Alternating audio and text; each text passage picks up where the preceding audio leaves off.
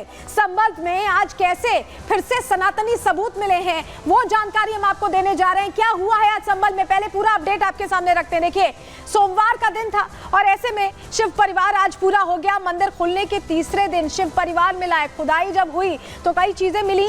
कुएं की खुदाई के दौरान 3 मूर्तियां यहां मिली हैं, यानी कुएं के अंदर उन्हें फेंक दिया गया था या जो कुछ भी हुआ उसको लेकर जांच होगी, लेकिन 3 मूर्तियां मिली हैं।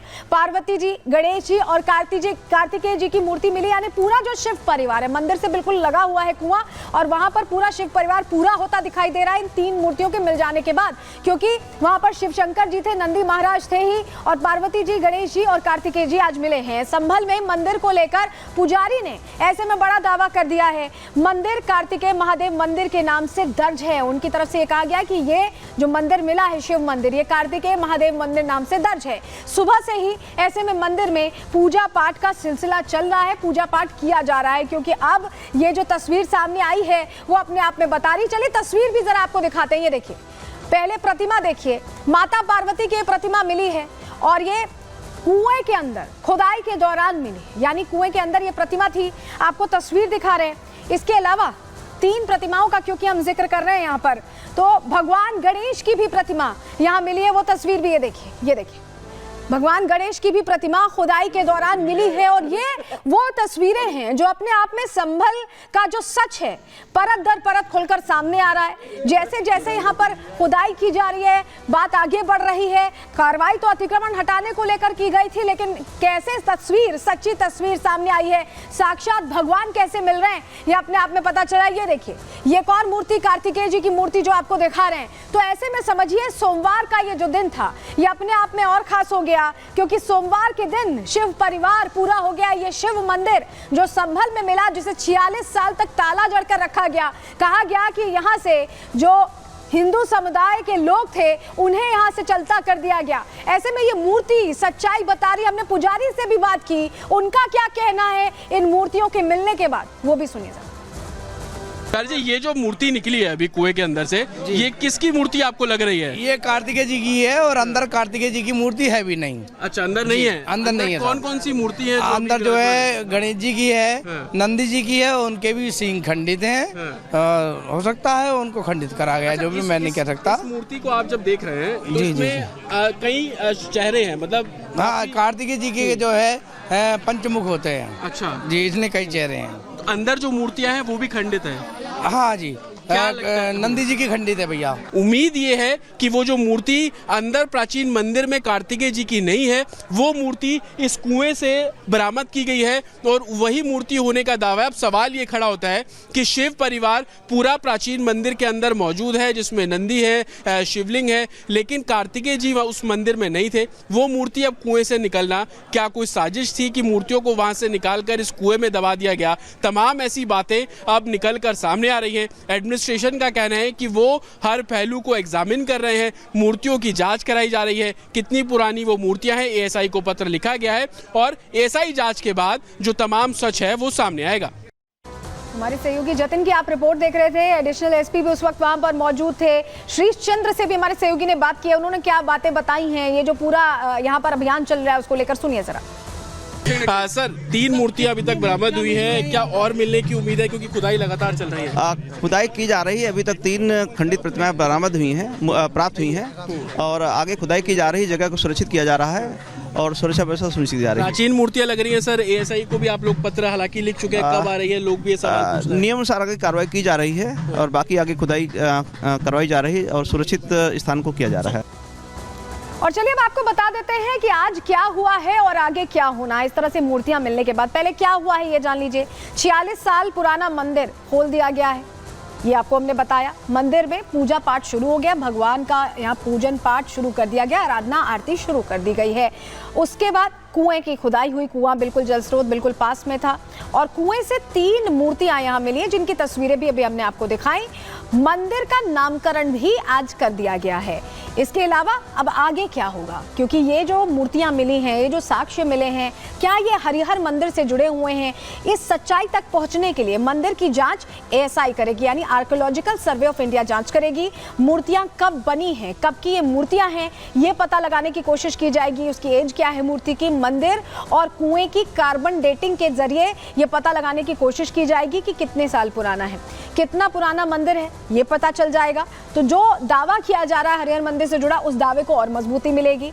और अतिक्रमणकारियों पर कार्रवाई तो लगातार हो ही रही है, आगे भी अतिक्रमणकारियों पर कार्रवाई जारी रहेगी। इस बीच आपको बताते हैं कि दर्शन करने के लिए जब जैसे ही पता चला कि यहाँ पर मूर्तियां मिल रही हैं, मंदिर खुल चुका है, आरती शुरू हो चुकी है, तो जो लोग इस इलाके से दूर चले गए थे, जिन्हें शायद डराकर यहाँ से भेज दिया गया था, वो हिंदू, वो सनातनी अब वापस आने लगे हैं। दर्शन करने जो श्रद्धालु पहुंचे हैं, उनसे भी हमने बात की। सुनिए उनकी भावना कैसे उमड़ रही है मंदिर मिल जाने के बाद। जी बहुत अच्छा कहाँ से आए हैं आप? हम संभल से ही हैं हम तो सर। कितनी दूर रहते हैं इस मंदिर से? यहाँ से कम 1000 मीटर की दूरी है। अच्छा, तो कभी पता था कि प्राचीन मंदिर है यहाँ पर? नहीं, इसके बारे में सुना था हम लोगों ने, लेकिन इसके बारे में पक्का जानना। अब कैसा अनुभव रहा? बहुत अच्छा लग रहा है, और ये तो बस महादेव की कृपा है और भगवान राम की कृपा है। क्या अनुभव रहा? टीका देख रहा हूँ आपने लगा हाँ दिया। बिल्कुल, अभी दर्शन किए हैं भोलेनाथ बाबा के। बहुत भीड़ भी है अंदर। हाँ काफी भीड़ है। कैसा नंबर में पता था मंदिर के बारे में? नहीं, हमें पता नहीं था। हमने तो जो है अपने मोबाइल पे परसों कल देखा। कितनी दूर से आए हैं? मैं आया हूँ थाना आदमपुर से। अच्छा, तो हाँ? कितनी दूर से आप बच्चे को लेकर आए हैं, दर्शन हुए? जी जी दर्शन होगी, मुझे बहुत अच्छा लगा। योगी जी ने, हमारे योगी जी ने ये मंदिर खुलवा दिया है, बहुत खुशी की बात है। इस बीच विधानसभा से योगी आदित्यनाथ ने हुंकार भरी है। संबल को लेकर जो कुछ कहा जा रहा था, सनातन पर जिस तरह से प्रहार किया जा रहा था, उनका जवाब भी दिया है और यह भी बता दिया कि उत्तर प्रदेश में ना कोई सनातन पर प्रहार कर पाएगा और ना ही कोई सनातन विरोधी बच पाएगा। क्लियर मैसेज कैसे सदन के अंदर से दिया है योगी आदित्यनाथ ने, रिपोर्ट के जरिए आपको दिखा रहे हैं।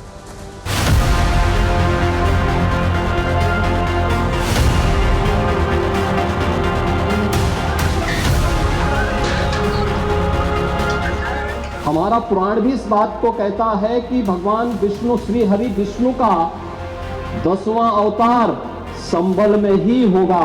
तो जय श्री राम कहां से सांप्रदायिक संबोधन हो गया? एक भी नहीं बचेगा। संभल में महाचमत्कार, दंगाइयों को सीएम योगी की फटकार।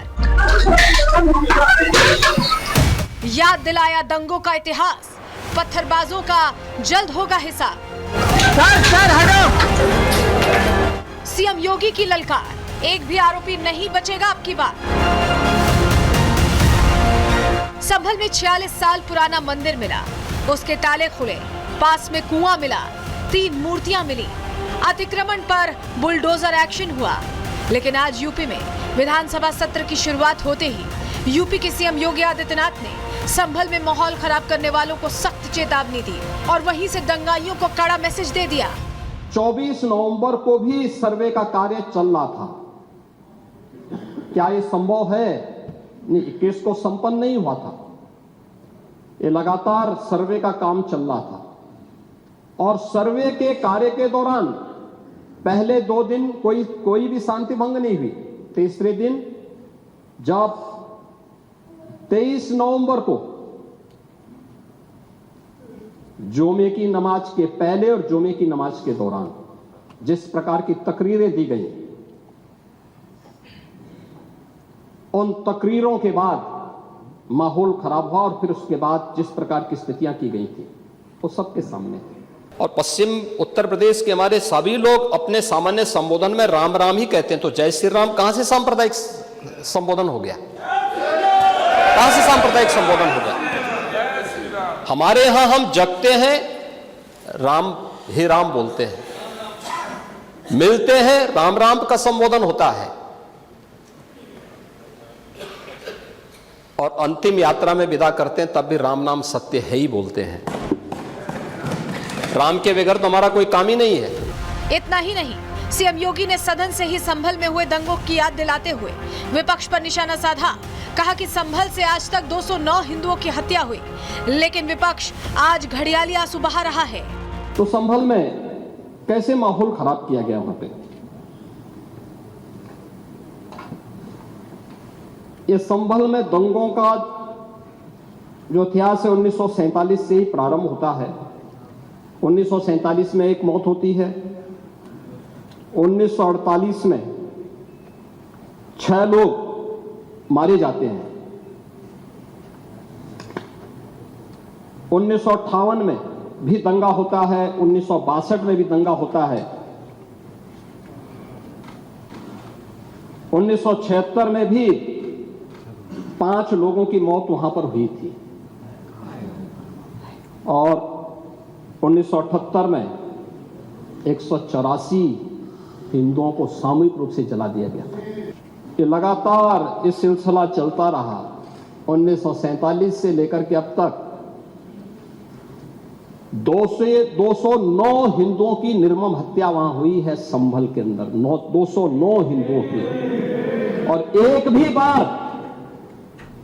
भी बार किसी ने उन निर्दोष हिंदुओं के लिए कभी 2 शब्द नहीं कहे, उनके प्रति, उन परिवारों के प्रति संवेदना के शब्द नहीं कहे।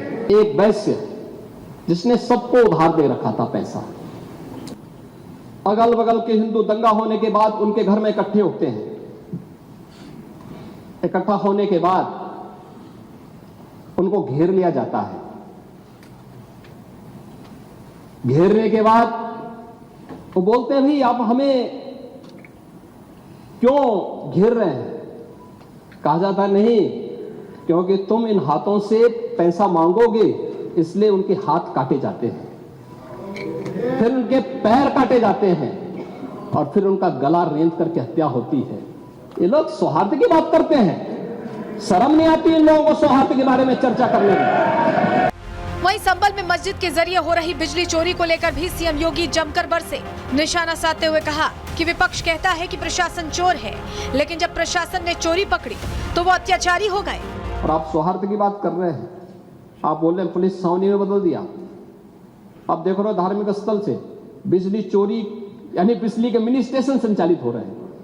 हम तो ये सोच रहे थे कि मिनी स्टेशन पावर कारपोरेशन ही चला रहा है। अब वहां पर कई मस्जिदें ऐसी पाई गई जिन मस्जिदों के ऊपर एक इलीगल सब स्टेशन बना करके वहां से कनेक्शन बांटे गए थे लोगों को फ्री में। यही नहीं, सीएम योगी ने विपक्ष को बाबरनामा पढ़ने की भी नसीहत दी और एक बार फिर कहा कि न बटेंगे और न ही कटेंगे। पूरे प्रदेश को इस बारे में आश्वस्त करना चाहूंगा, प्रदेश के अंदर किसी भी मुस्लिम पर्व और त्योहार के दौरान, किसी भी अन्य मत और मजहब से जुड़े हुए किसी भी पर्व और त्योहार के दौरान कहीं कोई समस्या नहीं खड़ी होती, तो फिर हिंदू पर्व और त्योहार के दौरान कोई समस्या खड़ी करेगा तो सरकार उसको सख्ती से निपटने का काम भी करेगी, उतनी ही सख्ती से निपटने का काम भी करेगी। एक तरफ संभल में मिले सनातनी सबूत, दूसरी तरफ विधानसभा में सीएम योगी की हुंकार। मतलब साफ है कि अब यूपी में ना तो कोई सनातन पर प्रहार कर पाएगा और ना ही कोई सनातन विरोधी बच पाएगा। Bureau report, Republic Bharat.